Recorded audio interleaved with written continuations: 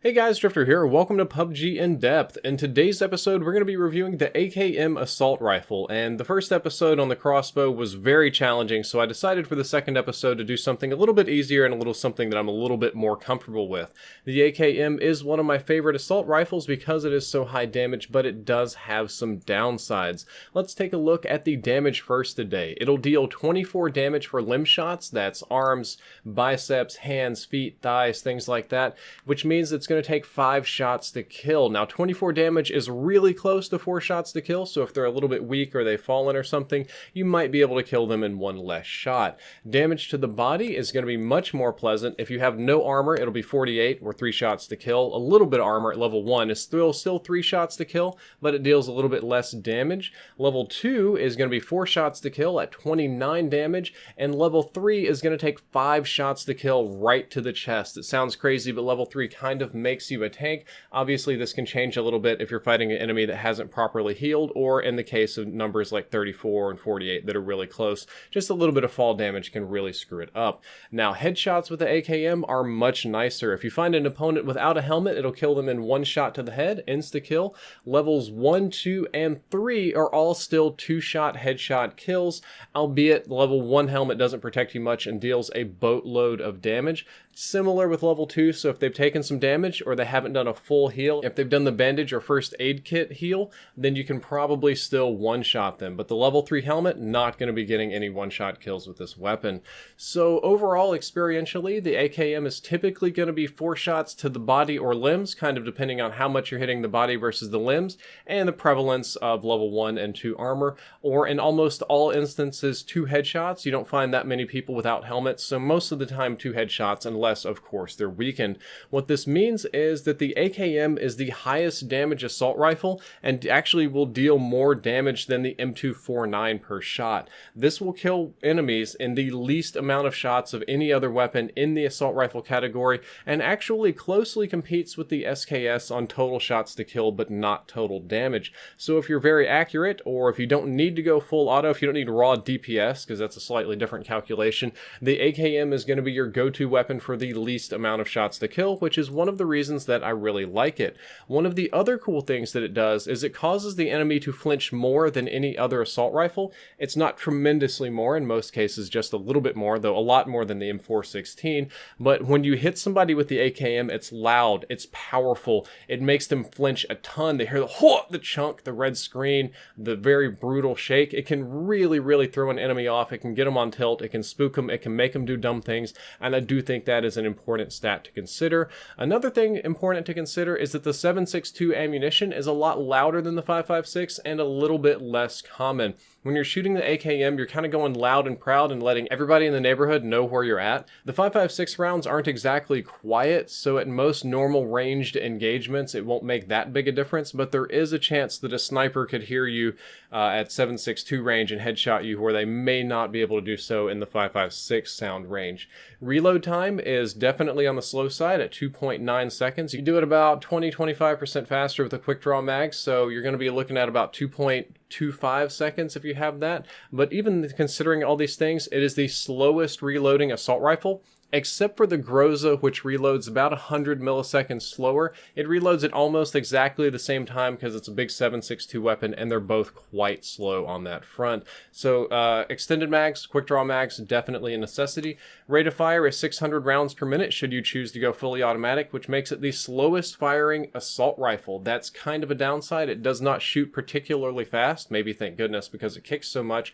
So when you're looking at overall DPS calculations, its raw damage per second is very comparable to the SCAR or M416. They're not really that different. Given the rate of fire, you would think that it wouldn't kick too much, but it is a high caliber weapon and based on a much older AK-47 model, so unfortunately it has the worst recoil out of all of the assault rifles, and you can only put muzzle attachments on it, so you can only put a suppressor, flash hider, or compensator, each of which affects the recoil slightly differently, but you get no tactical stock, you get no foregrip, you get no angled foregrip, nothing that really helps. We'll show the recoil test here in just a second, but do keep in mind the recoil is very high. Fully automatic fire is not going to be recommended except for very close quarters. I mean, it's just brutal. I'm going to go ahead and skip to some live testing of the recoil. It's going to take a minute or two to go through, but please do pay attention. I'm going to go through all the attachments. We're going to do bass, then we're going to do flash hider, then suppressor, and then compensator. I'm not going to be controlling it, and you'll hear a little bit of in-game audio. Do it. I'm not going to do any recoil control at all. I'm just going to click and just let it go. Yeah. Oh my god. Let me record it from my perspective too. Holy shit. Well, alright, let's try the flash hider. That was insane. It's gonna be so random you're not even gonna be able to tell. That might actually be a little bit better. A little bit better. It's not much. I'm counting like how many bullets I was shooting over the building. Do you have it? Suppressor didn't help much. I just had it. Like, any difference here?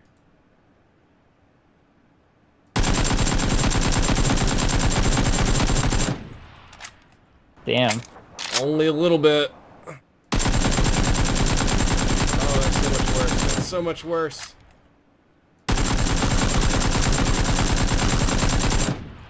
Well, yeah, the pattern's so booty.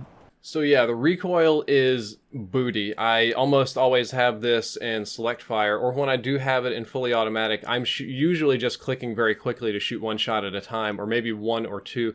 I very rarely go for the full-on spray unless my enemies are close, and I find this to be the most difficult weapon to control.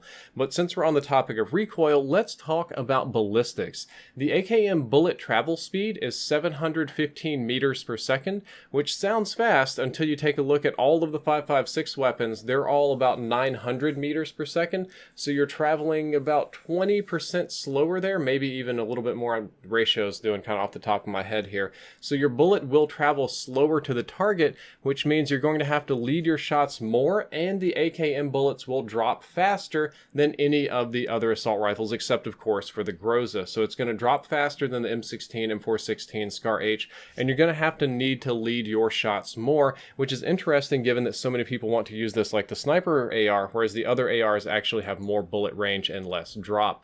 So I decided to do a little test to see how far it would take for the bullet to drop one body height, which means if you're hitting in the head, and how far away would it have to be if you just aimed at the head without zeroing, that is, for the bullet to just fall all the way and hit at their feet. It kind of gives you an idea of the effective range, so I'll go ahead and show you that test. Where are those going? That landed right by my foot. Almost, okay, like a little to my right. Alright, so I'm going to mark where I'm at. I want you to stand still. Mm-hmm. So you shot, and your bullet hit right here. Okay, so that's going to be just shy of 1, 2, 3, 4. Wait a second. 1, 2, 3, 4. It's about 475 meters. So that range, or what I would call the maximum effective range, because not too many people are good at zeroing their sights on the fly or counting the dots or anything, is about 475 meters, or if you want to think about it offhand, about 500 meters. At about the 475 to 500 meter range, the gun is going to become nearly worthless. You really won't be hitting any shots, at least not without an 8x scope, and some very good zeroing or shot leading or tracking, and you're almost never going to hit anybody moving. Standing still, you could make it work, or if you're suppressed or something.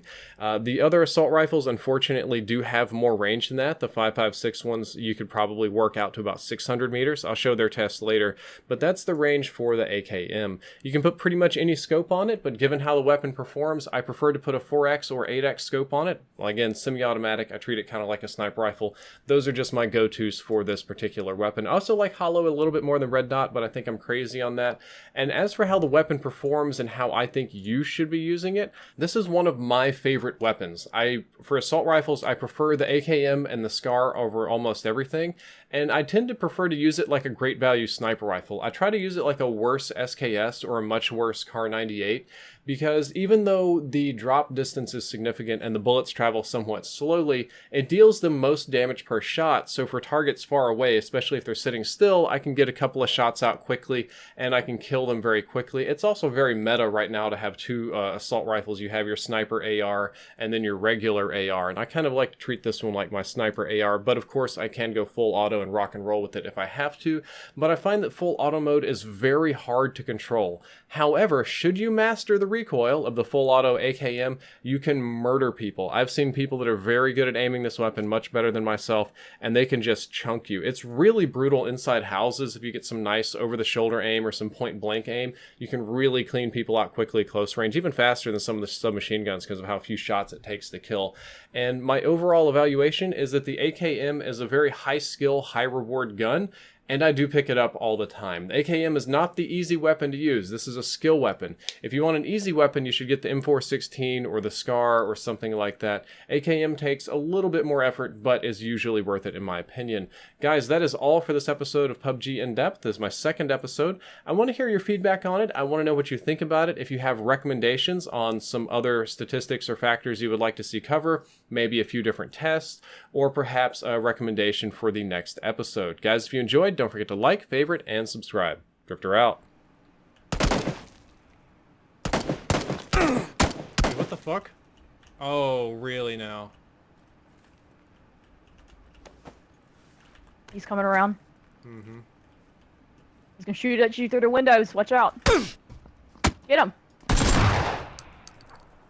I didn't even know you could do that. Did you?